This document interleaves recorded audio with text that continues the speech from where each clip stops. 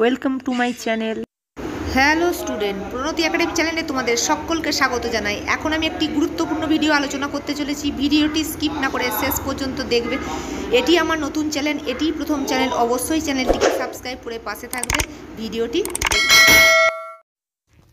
হার মানা হার পড়াবো তোমার গলে, দূরে রব কত আপন বলের ছলে। হার মানা হার পড়াবো তোমার গলে। তোমরা হয়তো ভাবছো এই গানটি কেন গাইছি।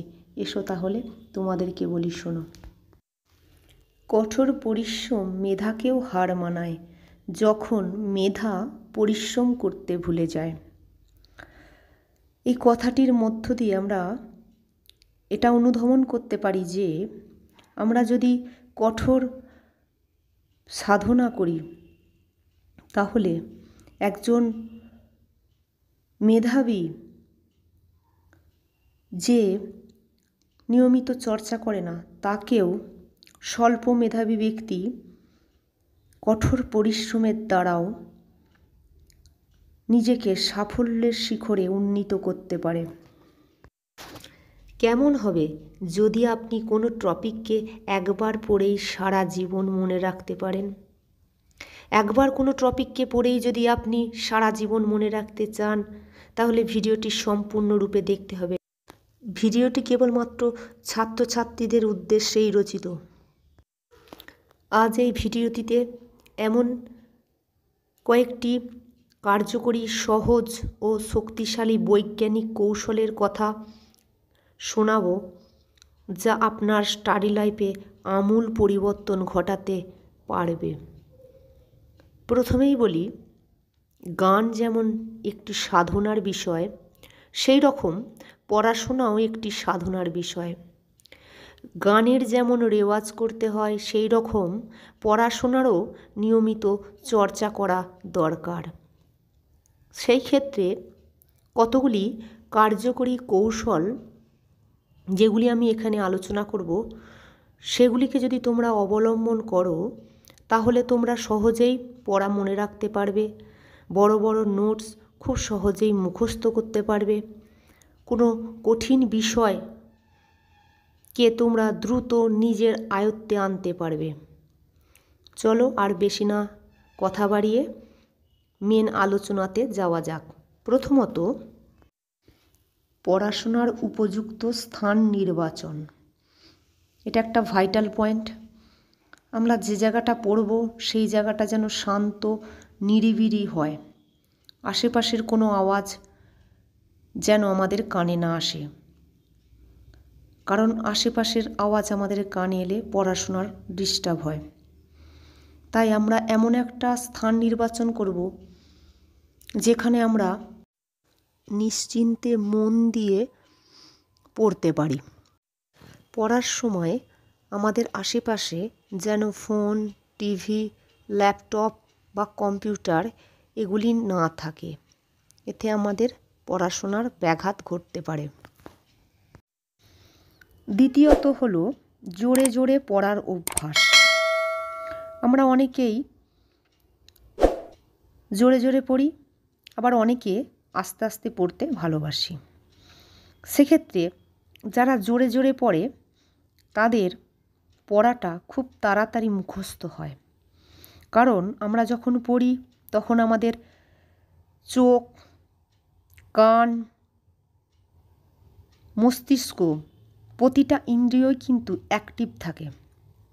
এক্ষেত্রে পড়াটা আমাদের খুব দ্রুততার সঙ্গে মস্তিষ্কে ঢুকে যায়। আর যারা আস্তে আস্তে মনে মনে পড়ে, তাদের কিন্তু অতটা সহজে পড়া মুখস্থ হয় না। এজন্য সবাইকে বলবো, যখন পড়তে বসবে, জোরে জোরে মন দিয়ে পড়তে। ভিডিওটি কেমন লাগছে অবশ্যই কমেন্ট করবে, এবং ভালো লাগলে এই নতুন চ্যানেলটিকে সাবস্ক্রাইব করে এই চ্যানেলটির পাশে থাকার অনুরোধ রইল। পরবর্তী অংশ দেখতে থাকুন। পরবর্তী পয়েন্ট, এবং এটি সম্ভবত মোস্ট ইম্পর্ট্যান্ট পয়েন্ট, ইন্টারেস্টের সহিত পড়া, অর্থাৎ ভালোবেসে পড়া। আমরা যদি একটি উদাহরণ দিই, যে আমাদের কোনো স্মরণীয় দিন আমরা কিন্তু মনে রাখি, আমরা কোনো বিগত দিন দেখা কোনো মুভির কথা যদি আমরা স্মরণ করি, সেটাকে কিন্তু আমরা সহজেই মনে করতে পারি, কারণ সেগুলিকে আমরা ইন্টারেস্টের সহিত অর্থাৎ খুব আগ্রহের সহিত গ্রহণ করি, তাই আমরা সেগুলিকে সারা জীবন মনে রাখতে পারি। বিশেষজ্ঞদের মতে আমরা কোনো বিষয় ভুলে যেতে চাই বলেই আমরা ভুলে যাই, অর্থাৎ কোনো বিষয়কে আমরা গুরুত্ব দিই না, তাই মস্তিষ্কও আমাদের সেই বিষয়টি ধরে রাখে না।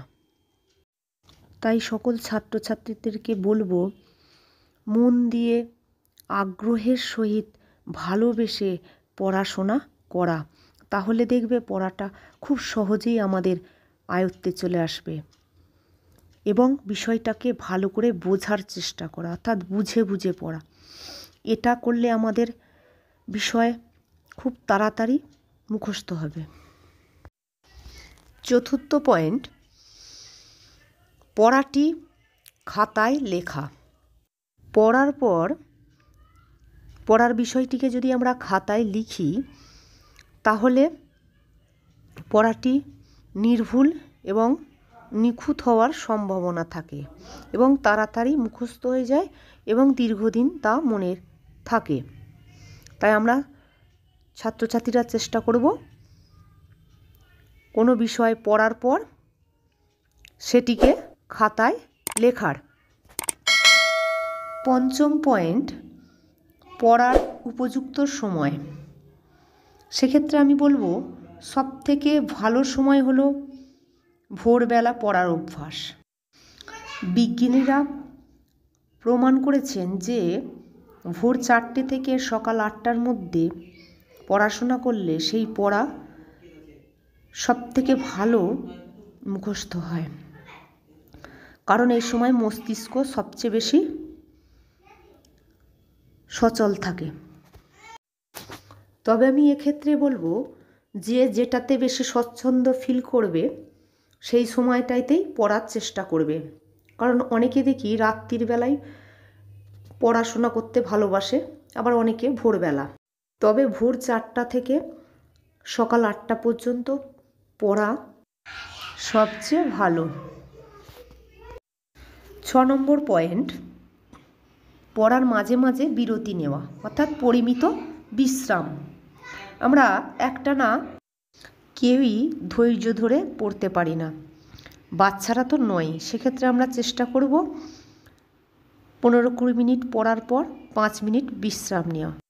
এই যে 5 মিনিট বিরতি পাই, সেই বিরতিকালীন সময়ে আমরা আমাদের মায়েদের কাজে সাহায্য করতে পারি, আবার বাগানে যে বাগানের চারপাশটা ঘুরে আসতে পারি। এর ফলে আমাদের কি হবে, আমাদের নতুন পড়ার উদ্যোগটা বৃদ্ধি পায়। তাই চেষ্টা করব পড়ার মাঝখানে একটু করে বিরতি নেওয়া, একটানা না। 7ম পয়েন্ট, ছড়া, গল্প, ছবি ইত্যাদির মধ্যে তথ্যযুক্ত করে পড়াশোনা করলে পড়া বেশি মনে থাকে। 8মত, নিজেকে পুরস্কৃত করা, যে আজকে আমি এইটা পড়ব, যদি এটা আমি কমপ্লিট করতে পারি তাহলে আমি এই খাবারটা খাবো, আর যদি না পারি তাহলে আমি পড়ার টেবিল থেকেই উঠব না। এই মনোভাব আমাদের মধ্যে আনতে হবে। 9ম পয়েন্ট, অন্যকে শেখানো। যে পড়াটা পড়লাম সেই পড়াটাই ভাই বোন কিংবা মা বাবাকে শেখানোর চেষ্টা করতে হবে, যে আমি এই পড়াটা বোঝাতে হবে। তাহলে দেখবে অন্যকে বোঝানোর মাধ্যমে তোমার পড়াটাও ভালোভাবে বোঝা হয়ে যাবে। 10ম পয়েন্ট, পড়া রিভাইজ দেওয়া। যে পড়াটা পড়লাম সেই পড়াটাকে বারবার রিভাইজ দেওয়া। পরিশেষে বলি, আমাদের একটি গোল বা লক্ষ্য সেট করে আমাদের পড়াশোনা করতে হবে, যে লক্ষ্য আমাদেরকে পড়াশোনায় বিশেষভাবে আগ্রহী করে তুলবে। ভিডিওটি ভালো লাগলে একটা লাইক করবে, বন্ধুদের মাঝে শেয়ার করবে, সর্বোপরি সাবস্ক্রাইব করে পাশে থাকা বেল আইকনটি প্রেস করে রাখবে। Thank you so much for watching this video.